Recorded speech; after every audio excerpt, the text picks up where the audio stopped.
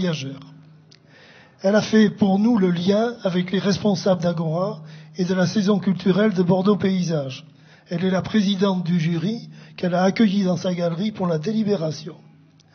Aidée par Daniel Caillot et Christine Diard, elle a choisi enfin l'implantation des panneaux de l'exposition de la place Gambetta qui se tiendra à partir du 27 septembre sur cette place. Nos derniers remerciements iront à Sud-Ouest, à 20 minutes, et à Bordeaux Tendance et à leurs journalistes Yannick Delnest, Elisa Provenzano et Fanny Houot. Alors, le jury du concours. Nous en remercions chaleureusement tous les membres. Il était ainsi composé: Laurence Dessertine, présidente d'honneur, Nathalie Lamire-Fabre, présidente, Patrick Bost, historien, Bernard de Belbeis, dessinateur, Sabine Aristoy, que vous connaissez maintenant, architecte paysagiste et membre de l'équipe Ouest 8, Yves Arté, éditorialiste de Sud-Ouest, Vincent Montier, professionnel de la photographie dans les domaines de l'architecture, de l'urbanisme, des espaces de nature et de leur aménagement. Je crois qu'il est là, voilà. Il fait les photographies officielles de la réunion. Et enfin Bernard Penalba, graphiste et artiste. Les partenaires de la place qui nous ont soutenus pour les prix: la famille Pruil et en particulier Alexandre et Caroline, Madame Sophie Tabourin, directrice de la maison Hermès, Philippe et Frédéric Saillot, directeurs de l'encadreur, le directeur de l'UGC, Monsieur Éric Mallet, propriétaire de la closerie Gambetta, Madame Patricia Martin, directrice du marketing de la Toque Cuivrée. Alors, les modalités du concours.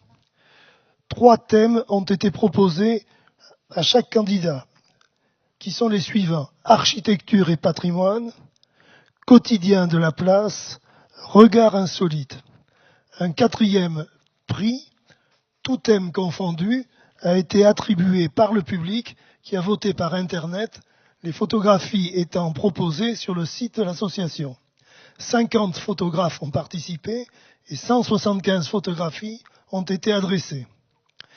18 photographies ont été sélectionnées par le jury et seront exposées du 27 septembre au 25 octobre sur des panneaux de co sur la place Gambetta.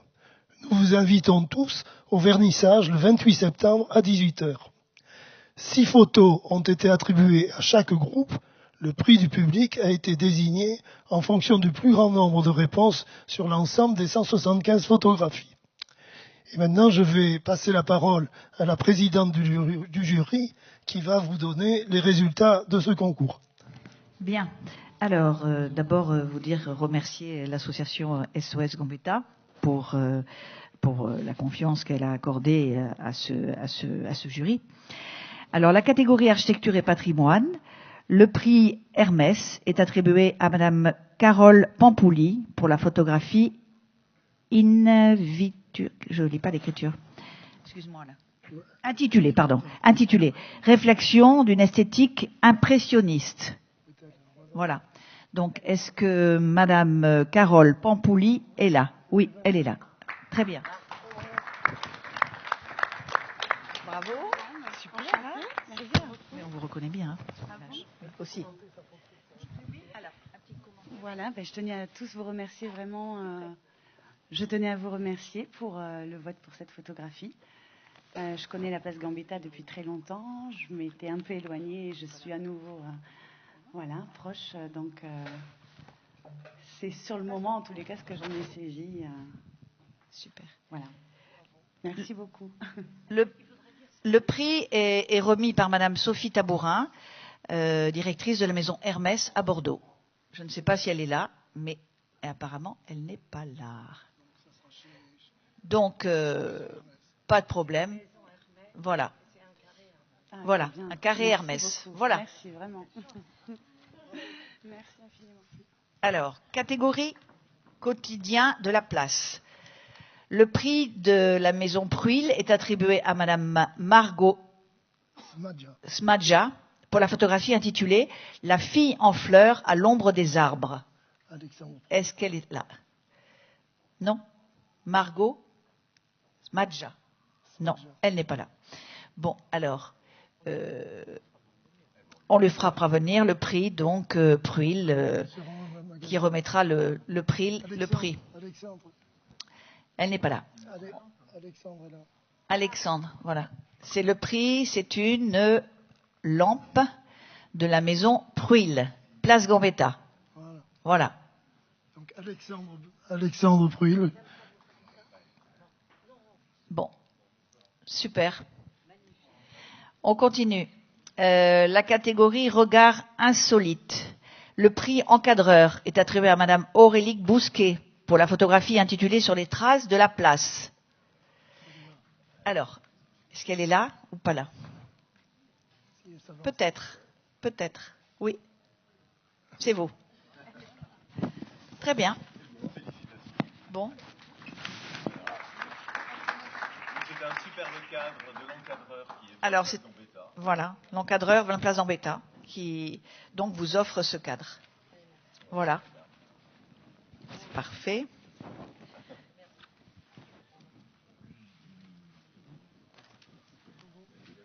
Le prix du public du cinéma UGC est attribué à Frédéric Biette pour la photographie intitulée L'avenir n'est interdit à personne.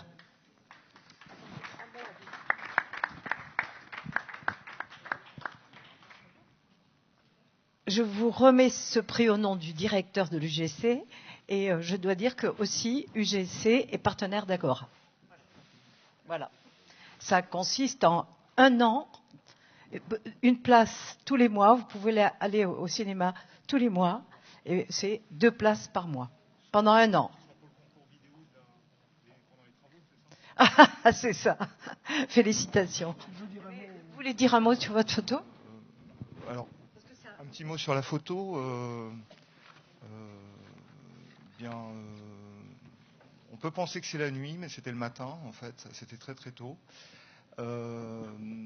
C'est un lieu qui est très particulier, parce que j'ai eu l'occasion d'y retourner plusieurs fois à des moments différents. Et puis je ne suis pas originaire de Bordeaux, donc j'y ai commencé à installer un petit peu les racines.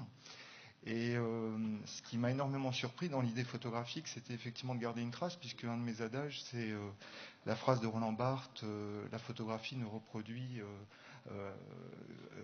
reproduit à l'infini ce qui n'a lieu qu'une seule fois. Et je trouve que par rapport à ce qui va se passer sur la place Gambetta, c'était extrêmement intéressant. Et puis alors l'idée du couple, c'était tout simplement comment habiter et vivre l'espace public, qui est un espace à la fois privé dès lors qu'on se l'approprie, quoi. Voilà. Je vous remercie. Je remercie tous les gens qui ont voté pour la photo. Voilà. Merci beaucoup. Je vous remercie à tous d'être restés pour cette remise de ces prix. Voilà, je voudrais remercier les organisateurs d'Agora pour leur accueil. Et enfin, n'oubliez pas l'exposition Place Gambetta du 27 septembre au 25 octobre et son vernissage le 28 septembre à 18h, qui sera suivi d'un pot à la closerie Gambetta offert par Monsieur Mallet, propriétaire, et par la tauque cuivrée. Bonne soirée à tous.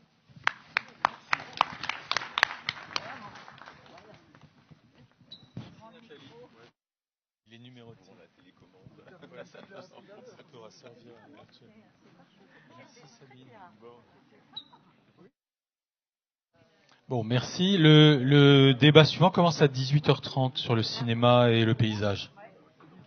On parlera donc toujours d'images et de photos, mais des photos animées.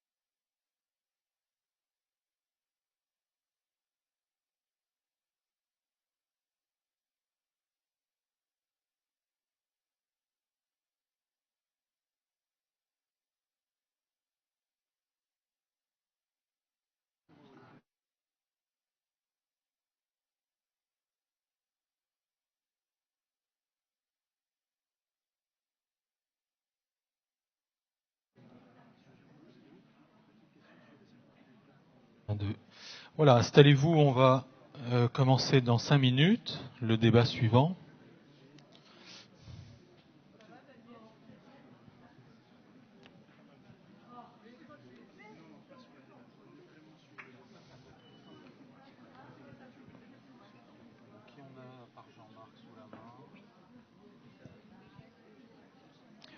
Oui, donc on attend Christian Barani, il est là. Ila Beka. Hein?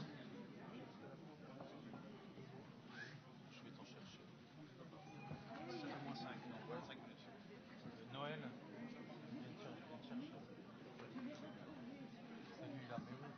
Je vous ai entendu à la cité, à la pré-projection. Ah oui, oui. Mais montez, installez-vous déjà, on va qu'on puisse enchaîner. Louise n'est pas là, j'avais compris, oui, que vous seriez un des deux seulement. Installez-vous comme vous voulez.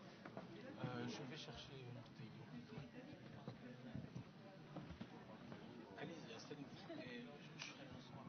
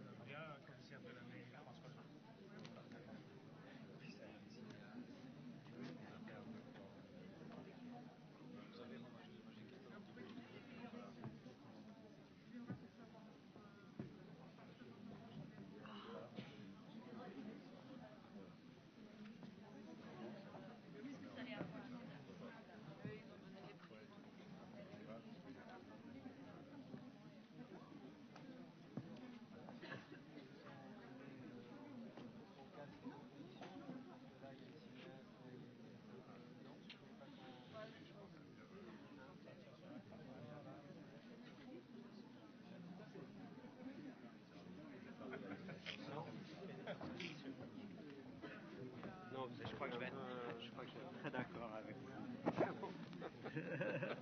Non, mais je ne dis pas pour être con, je dis simplement pour être trouvé que ça. C'est très bien. C'est super. Bravo.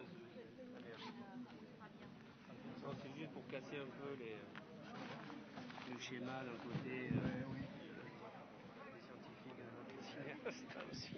C'est un peu idiot.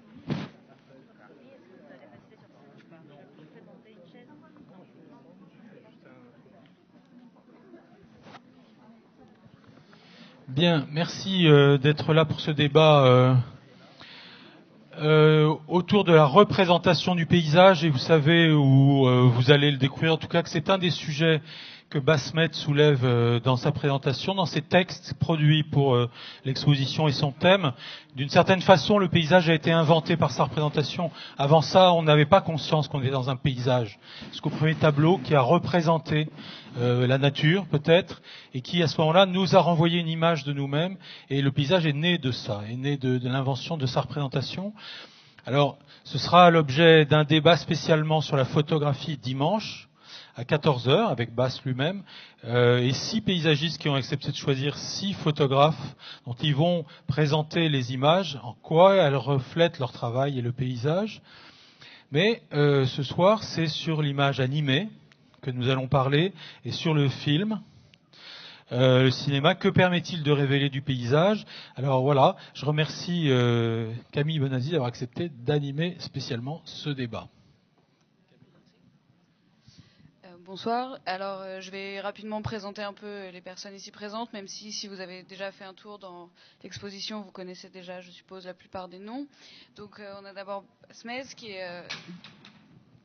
a supervisé l'installation de tout ce hangar, qui est paysagiste, qui travaille à Bruxelles, même après avoir travaillé en France pendant quelques années avec Michel Devigne. On a ensuite le commissaire de l'année franco-colombienne, donc pour les échanges internationaux. Ensuite, on a Ila Beca, pardon, j'ai pas dit votre nom, Fabienne Sanabria. Ensuite, Ila Beca, qui est donc, vous avez réalisé une partie des vidéos en collaboration avec Basmet, qui sont présentées là-bas et en collaboration avec Madame Lemoine, qui n'est pas présente. Ensuite, nous avons, monsieur, vous avez également présenté une partie réalisé une partie des installations vidéo avec Basmet, à nouveau, monsieur Barani, et ensuite monsieur Hoffner, donc vous êtes président de l'agence d'urbanisme de Bordeaux Métropole, directeur général. Donc ce débat qui ne peut pas s'appuyer sur des images comme le précédent, qui est un peu plus théorique et sur plein de vidéos que j'espère une partie d'entre vous ont eu l'occasion d'aller voir, pour peut-être le situer, pour réfléchir à ce que, avant de parler au cinéaste, réfléchir à ce que ça veut dire de révéler un paysage urbain. Je vais peut-être d'abord m'adresser à l'anthropologue qui est parmi nous et l'urbaniste, monsieur Hoffner aussi, et peut-être échanger d'abord. Monsieur Sanabria, vous dites que le cinéma permet de montrer des mouvements, peut-être de connecter dans l'imaginaire de chacun des espaces de ville qu'on ne voit pas immédiatement. Et est-ce que peut-être vous pourriez nous dire dans quelle mesure le cinéma est un peu un médium particulièrement adapté à ces villes de plus en plus rapides, de plus en plus mondialisées? Est-ce que ce qu'il a de particulier dans cette idée de révélation de paysage? Oui, je vous remercie de votre question. Je crois que le cinéma nous montre un temps fragile et nomade qui prend sa portée dans la culture des flux contemporains. Et donc, on est dans les transitoires